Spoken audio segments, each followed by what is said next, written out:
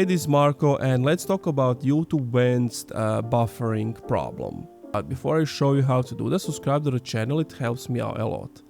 So if you're on iPhone or Android Play Store, if iPhone, go to App Store, or Google Play Store, or on Android, go to Google Play Store.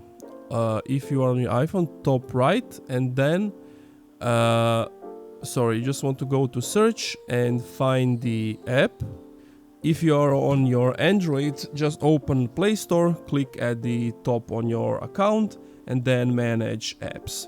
And from there you want to deinstall or delete the app and reinstall it again.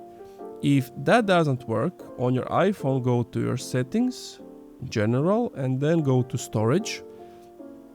And from there you basically want to find the app, you want to click on it, and then you want to click on offload app and then open it again. If it's still not working, then you want to delete the app again, restart your phone and install it one more time. And that's it. Thank you for watching this video. If you enjoyed, leave a like, comment, subscribe.